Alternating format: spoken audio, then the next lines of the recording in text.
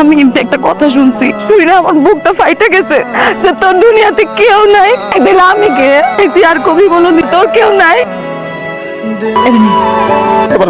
আমি কিন্তু আরেক বলারে বিয়া করবো। কি বলি এটা তুই যেটা কবি আমি সেটা শুনলাম, তুই যা করবি তাই করুম, কিন্তু অন্য কোনো পড়ার কথা তুই জীবনে আমার কবি না। তুই কথাটা কি লেগে কইলি তুই আমার? তুই কি লেগে অন্য বলার কথা কইছিস তুই? অন্য বলারে বিয়া করম না। হ্যালো, এরকম মচর মচর করে কি খাইতেছো? কি খাই? বিরিয়ানি খাই আমি। এই যে দেখ খাসির মাংসটা মুখে দিতেছি, দেখ পোলাও মাংস খাইলে এরকম মচর মচর শব্দ করতেছে কেন? ওই মসল মসল সব। তুই সত্যি করে কত? তুই আমার কসম কাটা কর।